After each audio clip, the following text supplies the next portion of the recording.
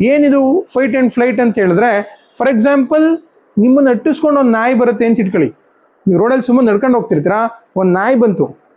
ನಾಯಿ ಬಂದ ತಕ್ಷಣ ನಿಮಗೆ ಗೊತ್ತಿಲ್ಲ, ನಿಮ್ಮ ಕಣ್ಣು ದೊಡ್ಡದಾಗತ್ತೆ. ನಿಮಗೆ ಗೊತ್ತಾಗಲ್ಲ, ಕಣ್ಣು ದೊಡ್ಡದಾಗುತ್ತೆ. ಚುಯ್ ಚುಯ್ ಚುಯ್ ಅಂತ ಹಿಂದಕ್ಕೆ ದೂರ ಓಡ್ತೀರಾ. ನಿಮಗೆ ನಡೆಯೋಕ್ಕೆ ಆಗ್ತಿರೋದಿಲ್ಲ, ಸುಸ್ತಾಗ್ತಿರುತ್ತೆ. ಆ ನಾಯಿ ಏನಾದರೂ ಒಟ್ಟಿಸ್ಕೊಂಡ್ಬಂದ್ರೆ ನಿಮಗೆ ಗೊತ್ತಿಲ್ಲದಂಗೆ ಒಂದು ಅರ್ಧ ಕಿಲೋಮೀಟರ್ ಅಟ್ಟಿಸ್ಕೊಂಡ್ಬಂದ್ರೆ ಅಷ್ಟು ಓಡ್ತೀರಿ. ನಿಮ್ಗೆ ಗಮನಿಸೋಕ್ಕೆ ಆಗಲ್ಲ, ಅಯ್ಯೋ ನಾನು ಇಷ್ಟು ಓಡ್ತೀನ ಅಂತ ನಿಮಗೆ ಗೊತ್ತಾಗಲ್ಲ. ಯಾರು ಮಾಡಿದಿದ್ನ?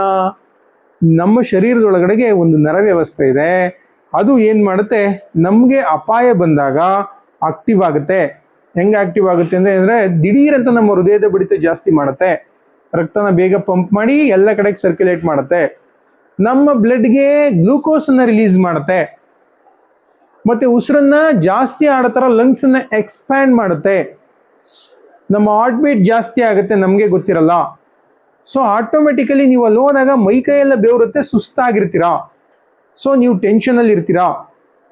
ಅದೇ ಥರ ಟೆನ್ಷನನ್ನು ಮೇಂಟೈನ್ ಮಾಡಿದ್ರೆ ಅದರಿಂದನೇ ರೋಗಗಳು ಬರೋದು. ಹಾರ್ಟ್ ಅಟ್ಯಾಕ್ ಆಗೋದು ಅದರಿಂದನೇ, ಬಿ ಪಿ ಬರೋದು ಅದರಿಂದನೇ, ಬ್ಲಡ್ಗೆ ಗ್ಲೂಕೋಸ್ ಬರುತ್ತೆ, ಶುಗರ್ ಬರೋದು ಅದರಿಂದನೇ, ಎಲ್ಲ ತರಹದ ರೋಗಗಳು ಬರೋದು ಅದರಿಂದನೇ. ಹಾಗಿದ್ರೆ ನಾವು ಹಂಗೆ ಹೋಗಿದ್ವಿ, ಓಡೋಗಿದ್ವಿ, ಸ್ವಲ್ಪ ಹೊತ್ತಾದ್ಮೇಲೆ ಸಮಾಧಾನ ಆಗ್ಬೇಕಲ್ಲ ನಾವು. ಇದನ್ನೇ ಅಂತ ಕರಿತೀವಿ ಪ್ಯಾರಾಸಿಂಪಥೆಟಿಕ್ ನರ್ವ್ ಸಿಸ್ಟಮ್ ಅಂತ ಕರಿತೀವಿ. ಇಡೀ ನಮ್ಮ ಶರೀರವನ್ನ ಕಂಪ್ಲೀಟ್ ಆಗಿ ಕೂಲ್ ಮಾಡುತ್ತೆ. ಇದನ್ನ ಡೈಜೆಸ್ಟಿವ್ ನರ್ವ್ ಸಿಸ್ಟಮ್ ಅಂತ ಕರಿತೀವಿ. ಇದು ನಮ್ಮ ಜೀರ್ಣಕ್ರಿಯೆಯನ್ನ ಉತ್ತೇಜನ ಮಾಡುತ್ತೆ, ನಮ್ಮ ಶರೀರಕ್ಕೆ ಎನರ್ಜಿಯನ್ನು ಜಾಸ್ತಿ ಮಾಡುತ್ತೆ, ಎಲ್ಲ ನರಗಳನ್ನು ಕೂಲ್ ಮಾಡುತ್ತೆ. ಸೊ ಇದು ಎಲ್ಲಿ ವರ್ಕ್ ಆಗುತ್ತೆ ಅಂತ ಹೇಳಿದ್ರೆ ಇಲ್ಲಿ ಬರುತ್ತೆ ಒಂದು ನರ. ಇದನ್ನ ನಾವು ವೇಗಸ್ ನರ್ವ್ ಅಂತ ಕರಿತೀವಿ. ಈ ನರ ಇಡೀ ಶರೀರದ ಎಲ್ಲ ಅಂಗಾಂಗಗಳ ಕೆಲಸವನ್ನ ನಿರ್ವಹಣೆ ಮಾಡುತ್ತೆ. ನೀವು ಯಾವಾಗ ಈ ನರ ಬ್ಲಾಕ್ ಆಗುತ್ತೋ ಎಲ್ಲ ಸಮಸ್ಯೆಗಳು ಬರುತ್ತೆ. ಸೊ ಈ ನರ ಹೆಂಗ್ ಆಕ್ಟಿವೇಟ್ ಮಾಡ್ಬೇಕಂದ್ರೆ, ನೀವು ಸಾಧ್ಯವಾದ್ರೆ ಮಾಡಲೇಬೇಕು ಅಂತ ಹೇಳ್ತಿಲ್ಲ, ಸಾಧ್ಯವಾದ್ರೆ ತಣ್ಣೀರಿನ ಸ್ನಾನ ಮಾಡಬೇಕು.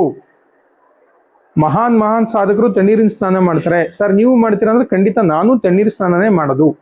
ಅಭ್ಯಾಸ ಮಾಡ್ಕೊಡಿ ನೀವು 1 ವರ್ಷದಿಂದ. ಪ್ರತಿದಿನ ತಣ್ಣೀರು ಸ್ನಾನ ಮಾಡ್ತೀನಿ. ಇಲ್ಲ ನಂಗೆ ತಣ್ಣೀರು ಸ್ನಾನ ಮಾಡೋಕ್ಕಾಗಲ್ಲ ಅಂದ್ರೆ ಉಗುರು ಬೆಚ್ಚಗಿನ ನೀರಿನ ಸ್ನಾನ ಮಾಡಿ.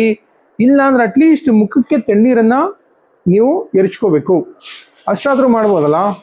ಸೊ ನಿಮ್ಮ ಮುಖಕ್ಕೆ ತಣ್ಣೀರನ್ನ ಎರಚ್ಕೊಂಡ್ರೆ, ಅದು ಕಣ್ಣು ಓಪನ್ ಮಾಡಿ ಕಣ್ಣನ್ನ ಮಿಟುಕಿಸ್ತಾ ನೀವು ತಣ್ಣೀರನ್ನ ಎರಚ್ಕೊಂಡ್ರೆ ನಿಮ್ಮ ಪ್ಯಾರಾಸಿಂಪಥೆಟಿಕ್ ನರ್ವ್ ಸಿಸ್ಟಮ್ ಆಕ್ಟಿವೇಟ್ ಆಗುತ್ತೆ.